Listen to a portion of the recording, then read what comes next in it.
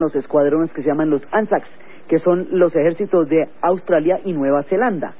Entonces, todo el mundo se va alistando en la guerra, todos cantando los himnos, llenos de fervor nacionalista, de beligerancia, de belicismo, de una idea de que la guerra es, mejor dicho, la gran aventura, y la idea de morir o matar en el frente les parece completamente sensacional.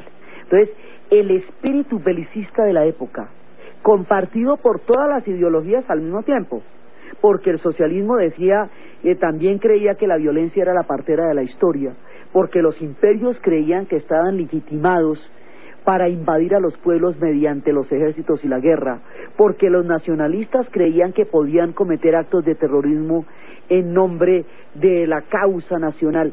Todo el mundo glorificaba la violencia como medio para hacer valer sus ideales, sus intereses o sus grandes sueños.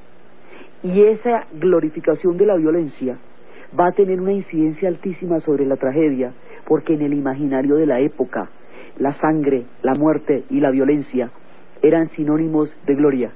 Aún no conocían el asco, el hastío y la sensación del alma rota y del suicidio de la razón a la que se verían abocados por esta cantidad de pompas belicistas de las que se fueron todos a la guerra. Todo el mundo fue dichoso. Las movilizaciones de tropas, una maravilla, eso todos se montaban en los trenes y todo el mundo, los trenes no se pueden devolver, ¿no? Una vez que usted movilice la totalidad de las tropas para el frente, usted no la puede echar para atrás. Eso todavía no tienen la movilidad para deshacer una orden de estas.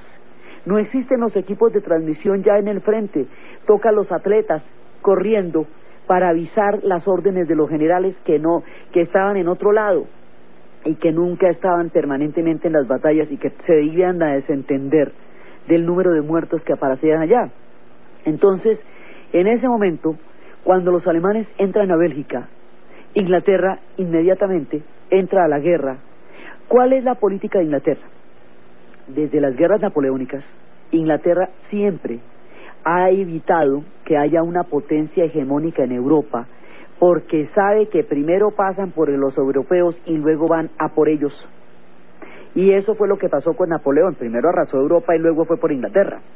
Inglaterra siempre se propone que ninguna potencia coja suficiente fuerza en Europa para volverse hegemónica, y en el momento en que eso pasa, Inglaterra ataca porque se siente amenazada. Había dos proyectos para Alemania.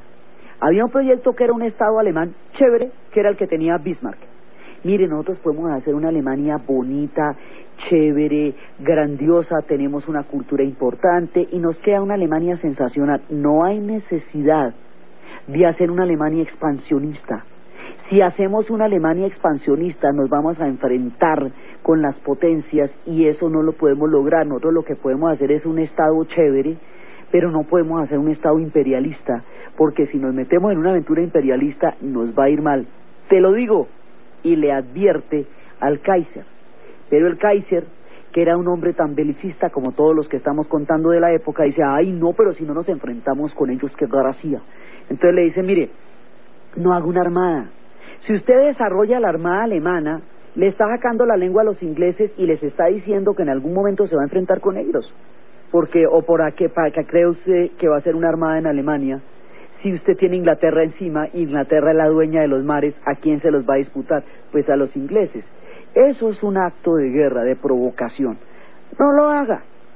¿Para qué se va a repartir el África, que ya está repartida? África fue repartida como una reunión de urbanizadores piratas repartiéndose los lotes debajo de los terrenos del acueducto, ¿sí? Llegaron y se repartieron el África en la conferencia de Berlín. Feriaron tierras donde nunca estaban, repartieron pueblos que no conocieron y zanjaron una tragedia de la que África aún no se repone, que fue el reparto y el colonialismo, después de 300 años de esclavitud, de ñapa. Al meterse Alemania a repartirse una África ya repartida, pues esto es a codazo y a mordisco, porque ¿cómo más? ¿Cedeme aquellos territorios, haceme el favor? No. Entonces, en la medida en que quiera territorios en el África y esté dispuesta a puñetazos, a mordiscos y a patadas por territorios que ya están repartidos, está zanjando su propia cultura, que es lo suficientemente poderosa para hacer de ella una gran nación, y la convierte en un proyecto imperial. Entre otras cosas, por eso es que se van a aliar con los austríacos, porque tienen objetivos comunes. El Kaiser va por una vía distinta a donde va Bismarck. Bismarck, el canciller de hierro, era un hombre alemán que quería su Alemania, pero el Kaiser era un imperio, quería una Alemania imperial. La Alemania imperial iba a entrar en choque con las potencias imperiales de la época, tarde o temprano. Así que estos proyectos contradictorios, uno para un lado y el otro para el otro, van a realmente a tomar un curso dramático cuando entren a Bélgica y se enfrenten con los ingleses. Ahora, la idea es entrar a Bélgica rapidísimo, entrar a Francia, tomarse Francia, derrotarla, hacer la batalla definitiva y punto, y luego ir a por los rusos, que es con los que se van a enfrentar. No hay problema con eso.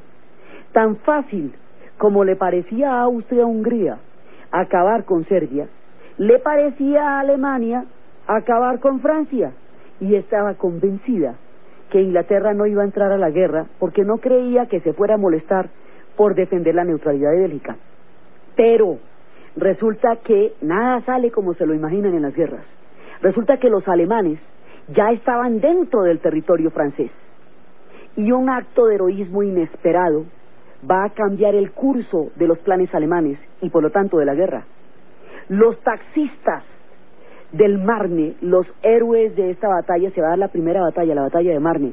Resulta que los taxistas de París van a montar todas las tropas que había en la capital, y las van a movilizar hacia el Marne, donde están los alemanes, y van a parar a los alemanes. En el Museo de la Guerra en París está uno de los taxistas del Marne.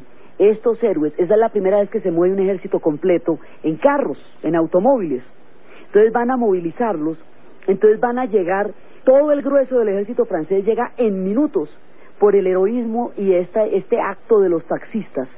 Entonces enfrentan a los alemanes no los pueden derrotar, el avance sobre Francia se para, los alemanes se van a enterrar en trincheras cuando ven que no pueden avanzar. La guerra se va a volver de trincheras y se va a abrir un boquete gigantesco, una zanja, una chamba de sangre, por donde Europa conocerá el fondo del abismo, el rostro de la medusa y la cara de la tragedia, el frente occidental. Y Francia queda convertida en el epicentro de la Primera Guerra Mundial, ajena por completo a cuando estaba pasando por los planes alemanes de un conflicto que empezó en los Balcanes. Aquí empiezan las batallas. La primera es la del Marne, y luego dos batallas terribles que dejarán una huella de sangre en la memoria de la humanidad. Somme y Verdun ensombrecerán esta generación. Esas batallas, Somme y Verdun, la guerra de trincheras, las ametralladoras, las alambradas, el gas mostaza, todo lo que pasó en el infierno de estas zanjas que desangraban Europa es lo que vamos a ver en el siguiente programa. Entonces, desde los espacios geopolíticos que van a llevar a miles de hombres a la muerte por una irresponsabilidad belicista, política y vanagloriada, de toda una cantidad de poderes que desatarían las fuerzas más terribles que la historia conoce, desde los nacionalismos balcánicos, los repartos de los imperios, los planes que no funcionaron, las historias que nunca fueron como se habían pensado, los heroísmos impredecibles, el rey viejito de Serbia y los taxistas del Marne, en la narración de Ana Uribe, en la producción Jessy Rodríguez, y para ustedes feliz domingo.